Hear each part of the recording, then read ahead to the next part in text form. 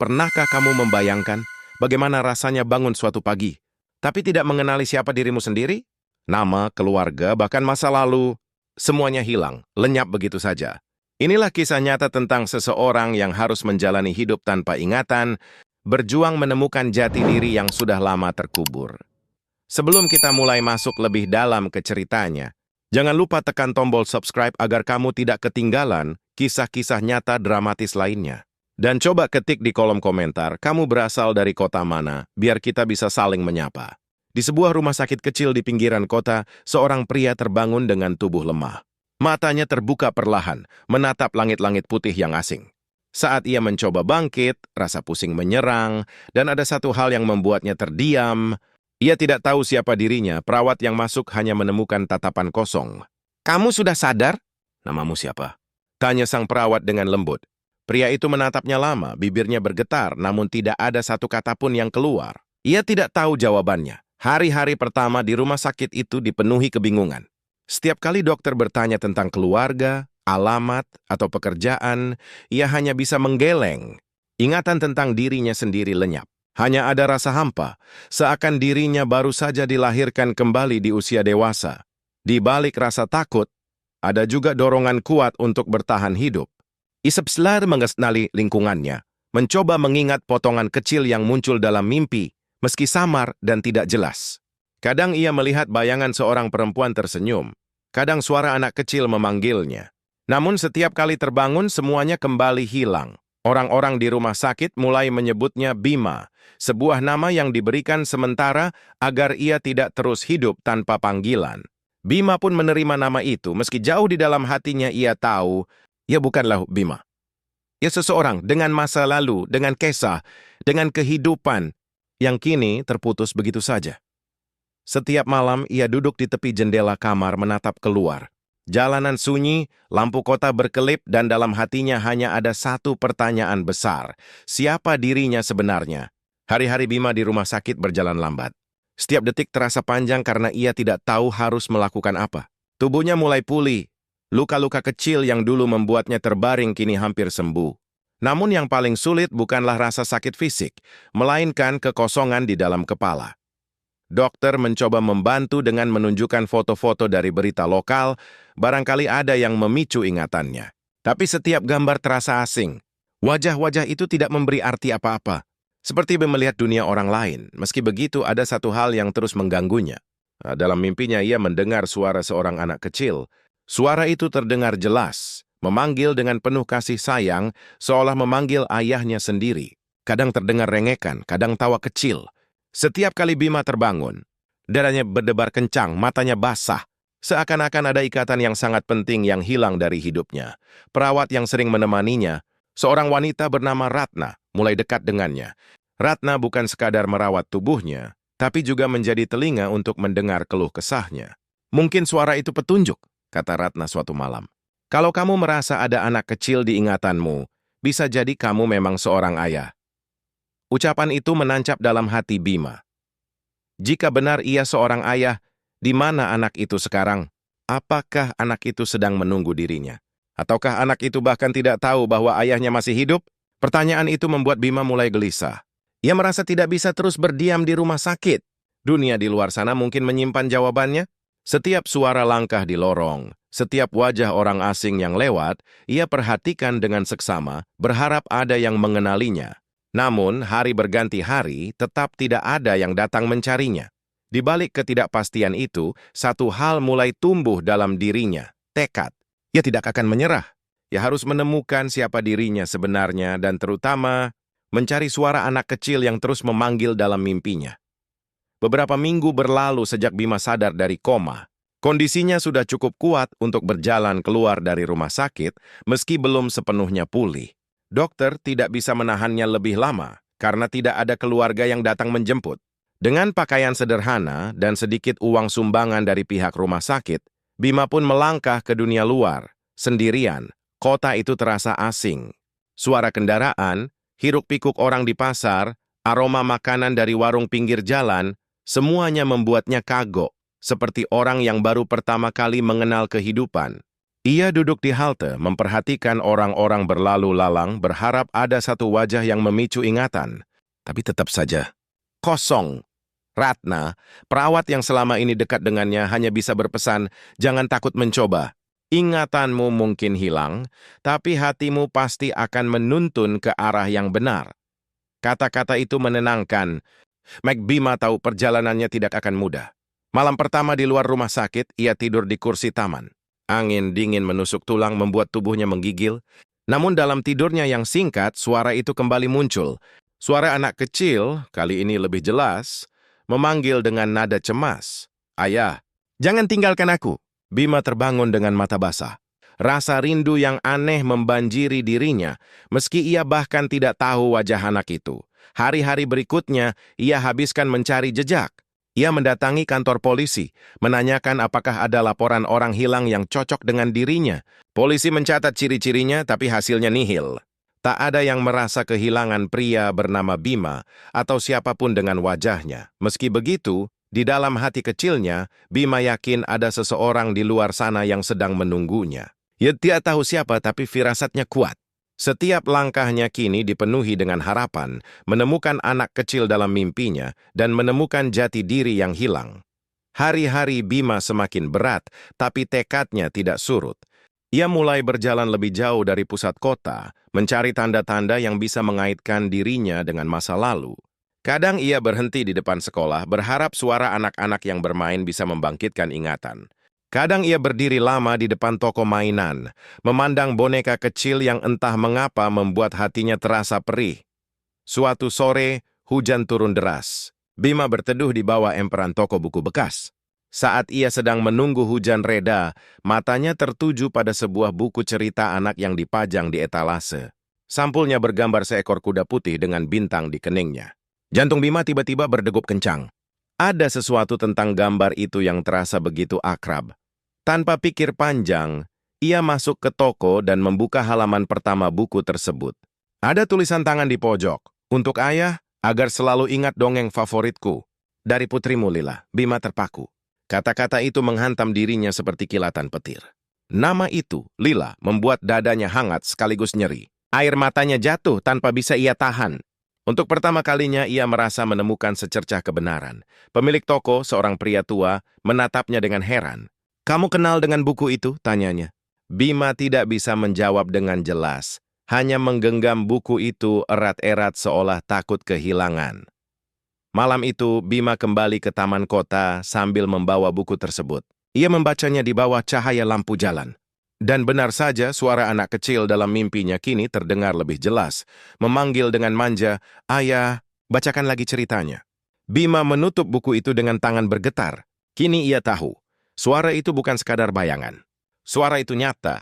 Ada seorang anak bernama Lila yang pernah memanggilnya ayah. Malam itu, Bima hampir tidak bisa tidur.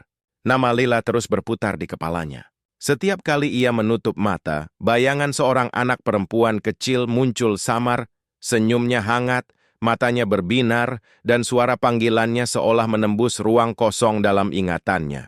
Untuk pertama kalinya, ia merasa punya arah. Keesokan harinya, Bima kembali ke toko buku bekas. Ia memberanikan diri bertanya kepada pemilik toko, pria tua yang kemarin melihatnya menangis. "Pak, dari mana buku ini berasal?" tanyanya lirih. Pria tua itu mengerutkan dahi, mencoba mengingat. Buku itu datang dari seorang wanita muda. Katanya ia menjual beberapa barang peninggalan keluarganya, tapi aku lupa namanya. Jawaban itu membuat Bima gelisah. Ada jejak tapi samar. Ia meminta alamat atau kontak, namun pria tua itu hanya bisa memberi petunjuk kabur. Seingatku, dia tinggal di daerah timur kota, dekat jembatan lama. Dengan sisa uang yang ia punya, Bima naik angkot menuju daerah itu. Jalanan mulai sepi, rumah-rumah sederhana berdiri rapat. Ia berjalan menyusuri gang sempit, berharap ada sesuatu yang terasa akrab. Namun semakin ia mencari, semakin banyak tatapan asing yang menembusnya. Sore itu, Bima berhenti di depan sekolah dasar kecil. Dari balik pagar, anak-anak berlarian sambil tertawa. Suara mereka menusuk hatinya. Di antara semua suara itu, ia kembali mendengar gema yang begitu jelas dalam benaknya. Suara seorang anak perempuan memanggil, "Ayah." Tubuhnya lemas, namun hatinya semakin yakin. Lila bukan sekadar bayangan. Ia nyata, ia hidup, dan mungkin sedang menunggunya. Dengan buku cerita di genggamannya, Bima berjanji pada dirinya sendiri. Ia tidak akan berhenti sampai menemukan anak itu. Karena di balik kekosongan ingatan, hanya satu hal yang pasti. Ada seorang anak bernama Lila yang membutuhkan ayahnya. Langkah Bima semakin mantap. Ia kini membawa satu-satunya petunjuk berharga. Buku cerita anak dengan nama Lila di dalamnya. Setiap hari ia berkeliling ke berbagai tempat di sekitar daerah timur kota, memperlihatkan buku itu kepada siapa saja yang mau melihat, berharap ada yang mengenalinya. Suatu siang, saat ia duduk di warung kopi pinggir jalan, seorang ibu parubaya memperhatikannya. Pandangannya berhenti pada tulisan di buku itu. "Lila," gumamnya pelan. Bima langsung menoleh cepat. "Ibu kenal nama itu?" tanyanya penuh harap. Wanita itu mengangguk ragu. "Aku tidak yakin. Tapi seingatku ada seorang anak bernama Lila yang dulu tinggal di sekitar sini bersama ibunya. Rumah mereka dekat jembatan lama.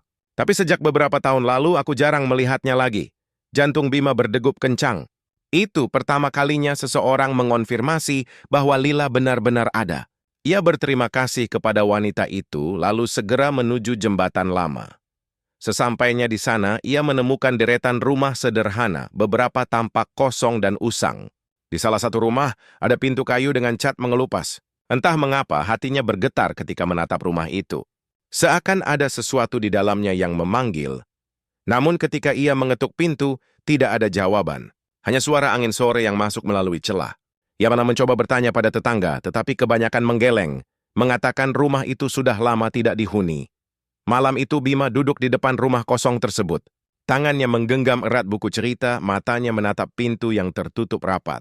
Dan sekali lagi, dalam keheningan, suara itu muncul di dalam kepalanya, jelas dan penuh harap. "Ayah, pulanglah!" Air mata menetes tanpa bisa ia tahan. Ia tidak tahu apa yang menunggu di balik pintu itu, tapi ia yakin semakin dekat dengan kebenaran. Malam itu Bima masih duduk di depan rumah kosong dekat jembatan lama. Udara semakin dingin tapi ia enggan beranjak. Ada rasa kuat yang menahannya di sana, seakan rumah itu menyimpan jawaban. Tiba-tiba, dari arah jalan, seorang pria tua melintas sambil membawa karung berisi barang bekas. Iberendeme menatap Bima dengan dahi berkerut. "Kamu, kenapa duduk di situ?" tanyanya curiga. Bima berdiri, lalu menjawab dengan suara bergetar, "Pak, apakah Bapak tahu siapa yang dulu tinggal di rumah ini?" "Aku mencari seorang anak bernama Lila." Pria tua itu terdiam lama, matanya menatap tajam seakan berusaha memastikan sesuatu. Kemudian ia berkata pelan, "Kalau tidak salah, rumah ini dulu milik seorang wanita bernama Sari dan putrinya Lila. Mereka pernah tinggal di sini beberapa tahun lalu. Tapi..." Ia menarik napas panjang. Ayah anak itu menghilang tanpa jejak, dan sejak saat itu hidup mereka berubah. Kata-kata itu membuat tubuh Bima gemetar. "Ayah itu siapa?" tanyanya terbata. Pria tua menatap wajahnya lekat-lekat lalu menggeleng tak percaya. "Kamu, wajahmu mirip sekali dengan suami Sari. Apa kamu?" "Bima." Nama itu terucap begitu saja, membuat kepala Bima berdenyut keras. Gambar-gambar samar muncul sekejap. Seorang wanita tersenyum hangat, seorang anak kecil berlari memeluknya, dan dirinya berdiri di tengah-tengah mereka. Air mata mengalir tanpa bisa ditahan. Untuk pertama kalinya, ada orang yang mengenalinya. Ia bukan hanya seorang asing tanpa masa lalu. Ia adalah Bima, suami Sari, ayah dari Lila. Pria tua itu menepuk pundaknya. "Kalau benar kamu Bima, berarti keluargamu sudah lama menunggumu. Tapi aku tidak tahu mereka sekarang di mana. Kamu harus mencarinya." Malam itu, di depan rumah kosong, Bima merasa hatinya bergetar hebat. Semua pertanyaan yang selama ini menghantuinya mulai menemukan jawaban. Ia bukan lagi sekadar pria tanpa ingatan. Yang ada seorang ayah yang harus menemukan jalan pulang kepada anaknya.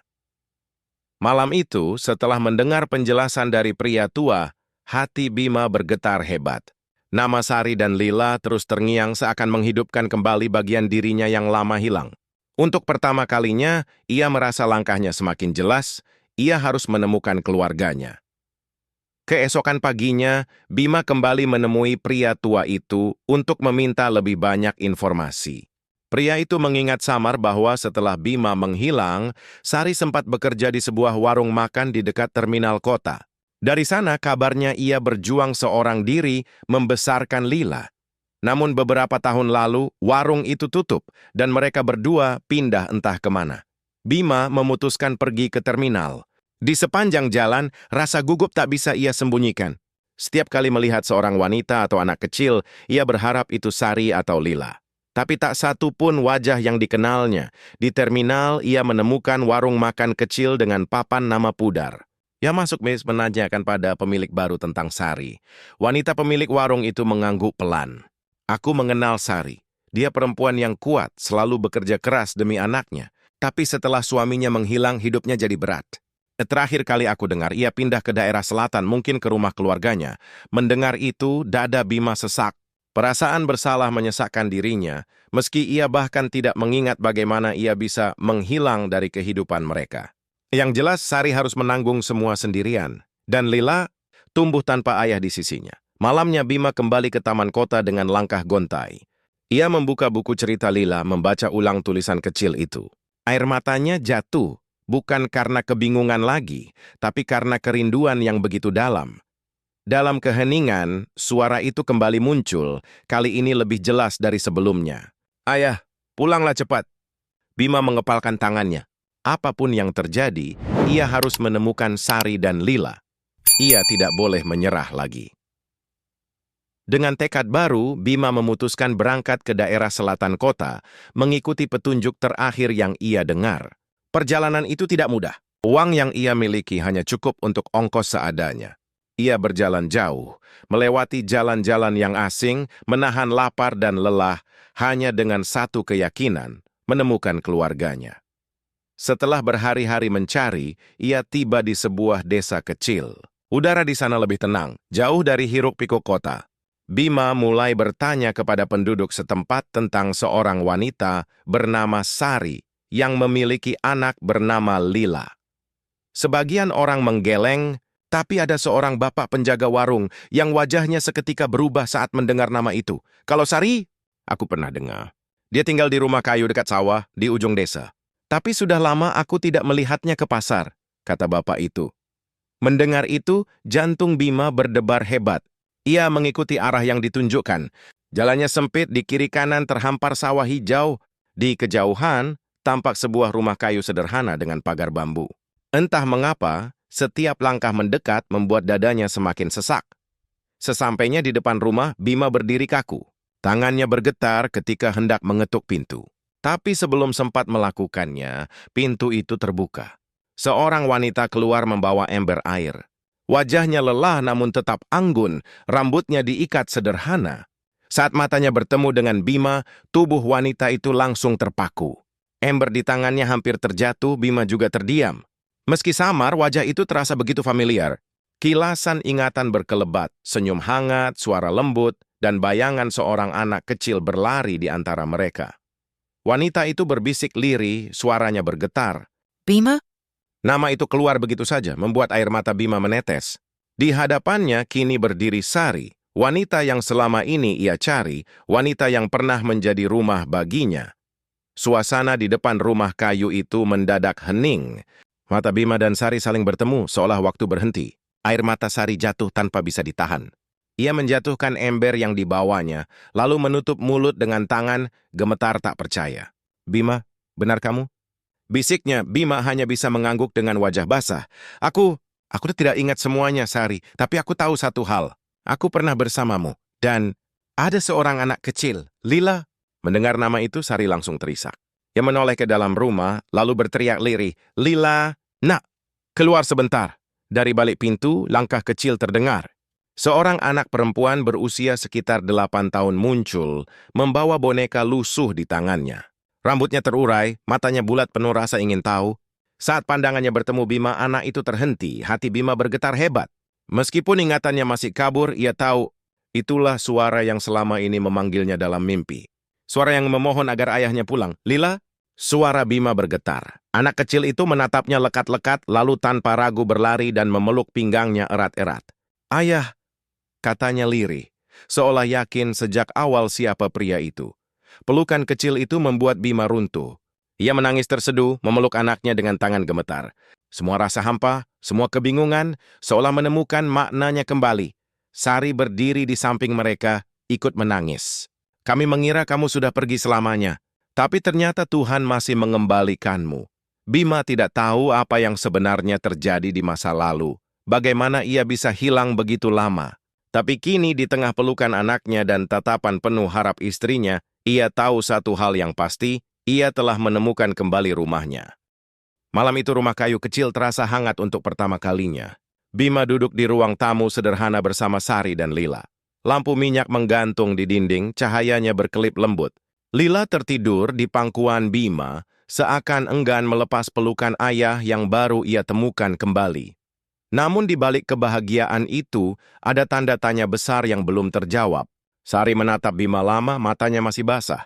"Bima, di mana kamu selama ini? Kenapa kamu pergi tanpa kabar? Kami menunggumu bertahun-tahun." Pertanyaan itu menusuk hati Bima. Ia menunduk, menggenggam tangan Sari dengan lemah. "Aku tidak tahu. Ingatanku masih kosong. Yang kuingat hanya terbangun di rumah sakit tanpa tahu siapa diriku. Tapi aku yakin ada sesuatu yang terjadi, sesuatu yang membuatku terpisah dari kalian." Sari menghela napas berat. Ia bercerita bagaimana dulu, sebelum Bima menghilang, ia adalah seorang pekerja keras yang selalu pulang terlambat tapi penuh kasih sayang. Suatu hari, Bima pamit pergi untuk bekerja di luar kota. Namun sejak hari itu, ia tak pernah kembali. Polisi sempat mencari, tapi jejaknya hilang tanpa bekas. Saat Sari bercerita, kilasan aneh mulai muncul di kepala Bima. Bayangan jalan sepi di malam hari, cahaya lampu kendaraan, suara benturan keras, lalu gelap. Tubuhnya bergetar. Ia memegang kepalanya, rasa sakit mendadak menyergap. Sari panik melihatnya. "Bima, kenapa?" Dengan suara terputus-putus, Bima berbisik, "Aku kecelakaan. Malam itu, aku hilang ingatan." Air mata kembali mengalir di wajah Sari. Kini semuanya mulai masuk akal. Bima tidak pernah sengaja meninggalkan mereka. Ia hanyut dalam gelapnya ingatan, terdampar jauh dari rumah, hingga akhirnya tak ada yang tahu keberadaannya. Malam itu, meski masa lalunya belum sepenuhnya jelas, satu kebenaran mulai terungkap. Bima bukan pria yang pergi karena pilihan, melainkan korban takdir yang merenggut ingatannya. Malam itu Bima duduk lama di teras rumah kayu. Angin berhembus pelan, membawa aroma tanah basah dari sawah. Di pangkuannya buku cerita Lila terbuka, halaman demi halaman ia baca perlahan. Sari duduk di sampingnya, sementara Lila tertidur nyenyak di kamar. "Aku ingat sedikit demi sedikit," kata Bima pelan. "Malam itu, aku dalam perjalanan pulang. Ada cahaya kendaraan yang terlalu terang, lalu suara benturan keras. Setelah itu gelap. Aku pikir, mungkin aku terpental jauh, lalu ditemukan orang tak dikenal dan dibawa ke rumah sakit tanpa identitas." Sari menatapnya, menggenggam tangannya erat. "Yang penting sekarang kamu sudah kembali, Bima. Lila punya ayahnya lagi. Itu cukup bagi kami. Namun bagi Bima itu belum cukup. Ia ingin menebus waktu yang hilang. Ia ingin menjadi ayah yang benar-benar hadir dan suami yang bisa melindungi. Kekosongan ingatan membuatnya lemah, tapi cinta yang ia temukan kembali memberinya kekuatan baru. Keesokan harinya, Bima mulai membantu Sari di rumah. Ia ikut turun ke sawah, belajar kembali bekerja dengan tangannya sendiri. Setiap kali melihat Lila tersenyum, semangatnya semakin besar. Gadis kecil itu selalu berlari menyambutnya sepulang dari ladang, memanggil dengan suara yang dulu hanya muncul dalam mimpi, "Ayah!" Meski masih banyak lubang dalam ingatannya, perlahan Bima merasa dirinya pulih. Ya, sadar mungkin tidak semua memori akan kembali, tapi itu bukan alasan untuk menyerah. Masa lalu boleh hilang, tapi masa depan bisa ia bangun kembali. Di malam yang hening, ia memandang Sari dan Lila yang tertidur lelap. Senyum tipis muncul di wajahnya. "Aku mungkin kehilangan sebagian diriku," bisiknya lirih, "tapi aku tidak akan pernah lagi kehilangan kalian." Dalam hatinya Bima tahu, perjuangannya belum berakhir. Tapi kali ini, ia tidak sendirian lagi. Hari-hari Bima kini mulai terisi dengan rutinitas sederhana. Ia membantu Sari mengurus rumah, menjemput air dari sumur, dan sesekali ikut ke sawah bersama tetangga. Meski tubuhnya masih sering terasa lemah, ia berusaha keras untuk belajar kembali. Setiap keringat yang jatuh dari keningnya terasa berbeda, seperti bukti bahwa ia masih hidup dan kini punya alasan untuk berjuang. Namun bayangan masa lalu kadang masih menghantui. Saat melewati jalan sepi, suara benturan keras kembali terdengar di kepalanya. Ia memejamkan mata, merasakan sakit berdenyut di pelipis. Sekilas ia melihat wajah-wajah asing yang belum bisa ia kenali. Itu membuatnya gelisah, seakan masa lalunya menyimpan sesuatu yang lebih besar dari sekadar kecelakaan. Sari menyadari kegelisahan itu. Suatu malam ia berkata lembut, "Bima, kamu tidak perlu memaksakan ingatanmu kembali. Yang penting sekarang kita bersama." Lila sudah bahagia punya ayah lagi. Itu lebih berharga dari segalanya. Bima terdiam lama, lalu mengangguk. Tapi jauh di dalam hatinya ada rasa bersalah yang terus menggerogoti. Ia merasa meninggalkan Sari dan Lila meski bukan karena kehendaknya. Ia tahu satu-satunya cara untuk benar-benar menebus itu adalah dengan menjadi ayah dan suami yang seutuhnya mulai dari sekarang.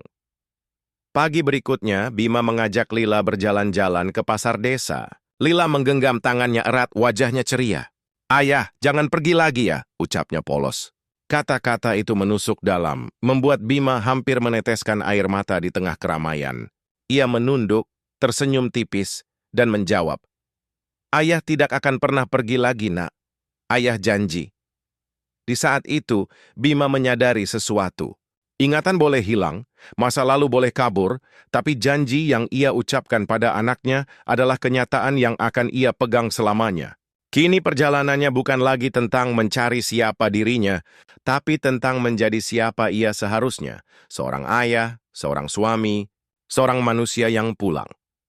Hari-hari di desa terasa damai, namun pikiran Bima masih sering diganggu potongan ingatan yang datang tiba-tiba. Suatu sore, saat ia berjalan sendirian melewati jalan setapak menuju sawah, suara benturan keras kembali muncul di kepalanya. Ia berhenti, tubuhnya gemetar, napasnya memburu. Kali ini, bayangan itu lebih jelas. Ia melihat dirinya mengendarai motor di jalan gelap. Roda ada sebuah mobil hitam yang melaju kencang dari arah berlawanan. Lalu cahaya lampu yang menyilaukan, suara rem mendadak, dan gelap.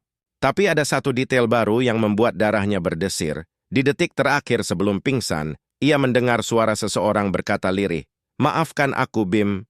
Bima terduduk di tanah, mencoba mencerna suara itu. Siapa yang berbicara? Apakah itu orang yang menyebabkan kecelakaan? Ataukah seseorang yang dekat dengannya? Malam itu ia menceritakan kilasan tersebut kepada Sari. Wajah Sari berubah pucat. "Mobile Hatton. Aku pernah dengar. Sahabat, kalau di waktu itu, sebelum kamu hilang, kamu sempat berselisih dengan seseorang di tempat kerja. Katanya ada masalah besar yang membuatmu tertekan." Kata-kata itu membuat Bima makin gelisah. Apakah kecelakaan itu murni takdir, atau ada sesuatu yang disembunyikan? Sari menggenggam tangannya erat. "Bima, aku takut kamu terlalu jauh menggali masa lalu. Bagiku, kamu kembali sudah lebih dari cukup. Tapi kalau ini penting untukmu, aku akan tetap mendukung." Bima menatap mata istrinya, lalu mengangguk. Ia tahu dia untuk benar-benar pulih, dia harus menghadapi masa lalu yang masih kabur itu. Ia tidak ingin hidup di bawah bayang-bayang selamanya. Di luar sana, ada kebenaran yang menunggu untuk diungkap. Dan entah bagaimana, Bima merasakan bahwa jawabannya bisa mengubah hidupnya sekali lagi. Keesokan harinya, Bima memberanikan diri untuk berangkat ke kota. Ia ingin mencari tahu tentang pekerjaannya dulu, berharap ada orang yang masih mengenal dirinya. Dengan bantuan Sari, ia mendapat sedikit bekal uang untuk ongkos. Perjalanan terasa panjang, tapi tekadnya tidak tergoyahkan. Sesampainya di kota, ia menyusuri jalan-jalan yang asing, hingga akhirnya berdiri di depan sebuah gedung tua, bertuliskan nama perusahaan konstruksi. Saat menatap papan nama itu, jantungnya berdegup kencang. Ada rasa familiar seolah kaki ini pernah begitu sering melangkah ke sana. Bima masuk dan mendekati seorang satpam. "Pak, maaf dulu saya pernah bekerja di sini. Nama saya Bima." Satpam itu menatapnya lama lalu terbelalak. "Astaga, kamu Bima? Semua orang di sini mengira kamu sudah meninggal. Tunggulah sebentar." Tak lama, seorang pria paruh baya keluar dari dalam. Rambutnya sudah memutih namun wajahnya penuh wibawa. Saat melihat Bima, ia terdiam kaku. "Bima, ini benar kamu? Kami semua mencarimu bertahun-tahun." Bima berusaha tersenyum meski gugup. "Pak, saya kehilangan ingatan. Bisa tolong ceritakan, apa sih yang sebenarnya terjadi dulu?" Pria itu menarik napas panjang. "Malam sebelum kamu menghilang, kamu sempat bertengkar dengan rekan kerjamu. Ada masalah besar terkait proyek. Kamu menuduh ada kecurangan, dan kamu tidak mau diam saja. Esoknya kami mendengar kabar kamu kecelakaan. Setelah itu, jejakmu hilang begitu saja." Kata-kata itu membuat kepala Bima berputar. Potongan-potongan ingatan yang kabur kini mulai menyatu. Mobil hitam, suara minta maaf, pertengkaran di tempat kerja. Semua mulai terhubung. Bima menunduk, suara lirih keluar dari bibirnya. Jadi, kecelakaan itu mungkin bukan sekadar kebetulan. Pria paruh baya itu menepuk bahunya. Hati-hati, Bim. Kalau kamu menggali lebih dalam, kamu mungkin akan menemukan sesuatu yang berbahaya. Tapi aku tahu kamu orang yang tidak pernah takut pada kebenaran. Malam itu, Bima berjalan pulang dengan pikiran penuh. Ia sadar perjalanan menemukan jati dirinya belum selesai. Ia tidak hanya harus kembali sebagai ayah dan suami, tapi juga sebagai seorang pria yang menuntut kebenaran. Setelah mendengar penjelasan dari mantan atasannya, Bima semakin yakin bahwa kecelakaan yang menimpanya dulu bukanlah sekadar kebetulan.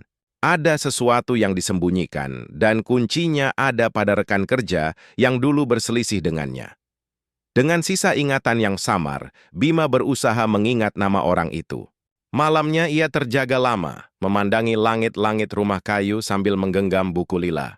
Lalu tiba-tiba, sebuah nama melintas begitu saja di kepalanya. Raka.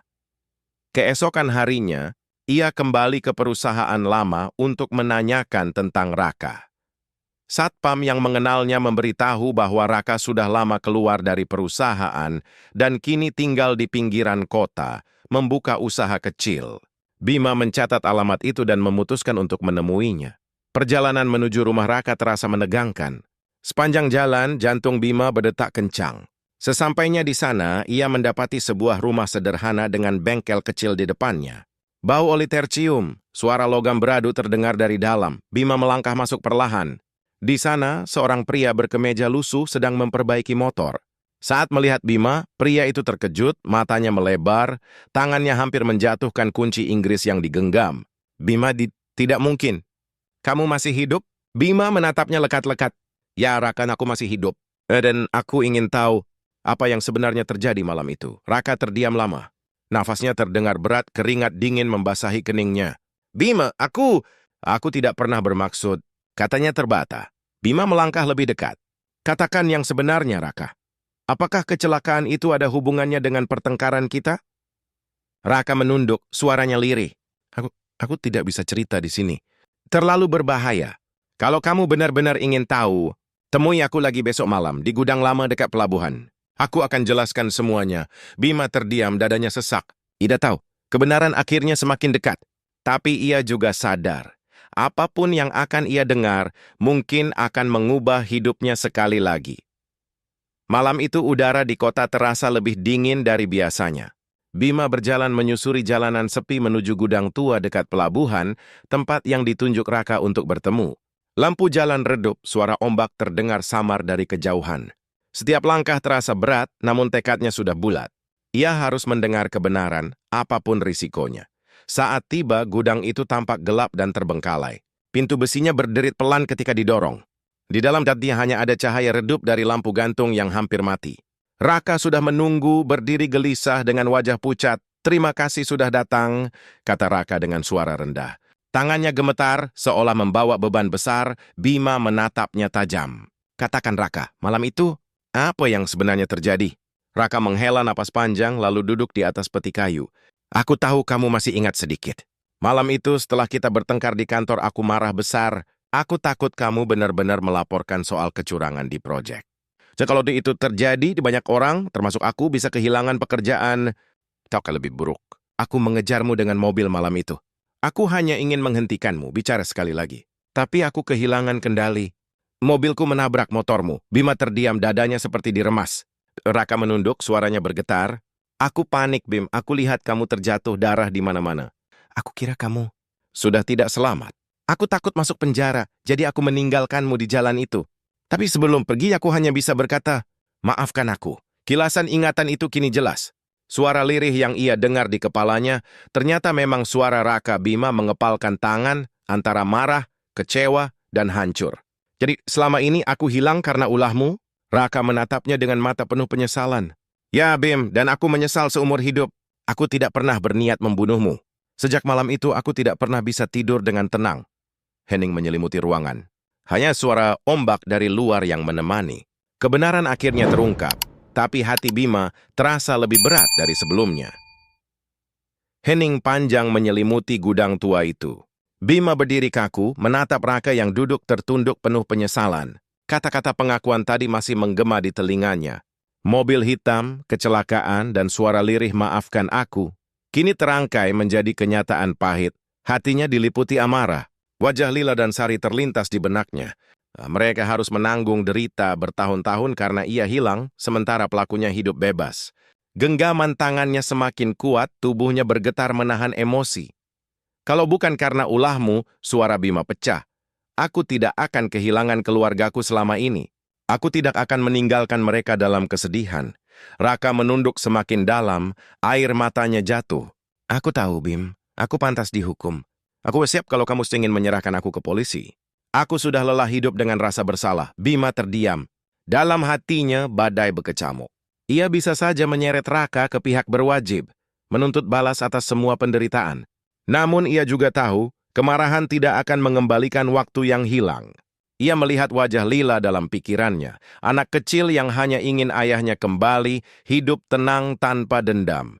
Bima menarik napas panjang, menutup matanya sejenak. Raka, aku tidak akan pernah melupakan apa yang kau lakukan. Luka ini akan terus ada. Tapi aku juga tidak ingin hidupku, hidup keluargaku, terikat oleh kebencian. Raka mendongak menatap dengan mata basah. Kamu memaafkanku? Bima menatapnya tajam. Memaafkan bukan berarti melupakan. Aku hanya akan melanjutkan hidupku, membangun kembali keluargaku. Kamu jalani hidupmu dengan benar. Jangan ada lagi kebohongan atau kecurangan. Itu hukumanmu. Air mata Raka mengalir deras. Ia jatuh berlutut, suaranya parau. Terima kasih, Bim. Terima kasih. Bima berbalik, melangkah keluar dari gudang. Angin malam menerpa wajahnya. Beban di dadanya belum hilang, tapi hatinya terasa lebih ringan. Ia tahu masa lalunya sudah terkuak. Kini saatnya menatap masa depan bersama Sari dan Lila tanpa bayang-bayang dendam. Langkah Bima meninggalkan gudang tua terasa berat namun mantap. Udara malam yang dingin kini serasa lebih menenangkan. Ia baru saja menghadapi masa lalunya, mendengar kebenaran pahit dari Raka. Hatinya masih terluka, tapi beban yang selama ini membelenggu perlahan mulai terangkat. Sesampainya di desa, Sari menyambutnya dengan wajah cemas. Bima, kamu kemana saja? Aku khawatir. Bima menatap istrinya, lalu menggenggam tangannya erat. Aku sudah tahu apa yang terjadi dulu, Sari. Kecelakaan itu bukan murni takdir. Ada orang yang menyebabkan aku hilang begitu lama, tapi aku sudah mendengar pengakuannya. Dan aku memilih untuk tidak lagi terikat oleh kebencian. Sari terdiam, matanya berkaca-kaca. Ia tahu betapa berat keputusan itu. Aku bangga padamu, Bima. Kau memilih jalan yang membuat hati ini lebih tenang. Malam itu, Bima duduk bersama Sari di teras rumah. Lila berlari keluar dengan wajah penuh tawa, langsung memeluk ayahnya. Ayah, jangan pergi lama-lama lagi ya. Aku takut kehilangan ayah. Pelukan kecil itu membuat Bima hampir tak mampu menahan air mata. Ia menunduk, mengecup kening anaknya. Ayah janji, nak. Ayah tidak akan pernah meninggalkanmu lagi. Hari-hari berikutnya, Bima benar-benar berusaha menepati janjinya. Ia mulai bekerja serabutan di desa, membantu warga membangun rumah, memperbaiki atap, atau ikut ke sawah. Setiap uang yang ia dapatkan, meski kecil, ia serahkan pada Sari dengan bangga. Perlahan, keluarga kecil itu kembali merasakan arti kebersamaan. Lila tumbuh ceria, selalu bersemangat bercerita tentang sekolahnya. Sari tersenyum lebih sering, tidak lagi dibayangi kesedihan masa lalu. Bima menyadari, kebahagiaan tidak selalu datang dari ingatan yang utuh, melainkan dari keinginan untuk memperbaiki dan menjalani hidup dengan tulus. Masa lalunya mungkin penuh luka, tapi masa depannya kini dipenuhi harapan. Di bawah langit senja yang indah, Bima berbisik pada dirinya sendiri, aku sudah pulang. Dan kali ini, aku tidak akan pergi lagi. Waktu berjalan, hari demi hari di desa semakin menata kembali hidup Bima. Rumah kayu sederhana itu kini penuh dengan tawa. Setiap pagi Lila berlari kecil ke sekolah dengan bekal di tangannya, sementara Bima dan Sari berdiri di depan rumah, melambaikan tangan sambil tersenyum. Momen sederhana itu terasa seperti hadiah terbesar dalam hidupnya. Malam hari menjadi saat paling istimewa. Bima kembali membaca buku cerita Lila yang dulu hanya ia genggam dengan rasa hampa. Kini setiap halaman dibacakan langsung untuk putrinya. Lila mendengarkan dengan mata berbinar, lalu tertidur dengan senyum di wajahnya. Bagi Bima, itu adalah keajaiban kecil yang menghapus semua rasa sakit. Meski ingatan masa lalunya tidak sepenuhnya kembali, Bima tidak lagi merasa kosong. Ia belajar menerima bahwa dahada bukan tentang apa yang hilang, tetapi tentang apa yang bisa dijaga hari ini. Sari pun merasakan hal yang sama. Ia melihat suaminya bukan sebagai pria yang hilang ingatan, tapi sebagai suami yang memilih untuk kembali pulang. Suatu malam, di bawah cahaya bulan yang terang, Bima duduk di teras bersama Sari. Angin berhembus lembut, suara jangkrik menemani. Ia menatap istrinya lama, lalu berkata pelan, "Aku mungkin tidak bisa mengembalikan waktu yang hilang, tapi aku bisa berjanji untuk sisa hidupku. Aku akan ada di sini, untukmu dan untuk Lila." Sari menatapnya dengan mata berkaca-kaca, menggenggam tangannya erat. Itu lebih dari cukup, Bima. Dan di dalam rumah kecil itu, keluarga yang sempat tercerai-berai akhirnya lengkap kembali. Tidak ada lagi hampa, tidak ada lagi rasa kehilangan. Hanya cinta, kebersamaan, dan tekad untuk menjaga satu sama lain. Kisah Bima menjadi bukti bahwa meski masa lalu penuh luka, cinta sejati dan keluarga mampu menyembuhkan segalanya. Nah, karena pada akhirnya rumah bukanlah sekadar tempat, melainkan hati yang saling menemukan.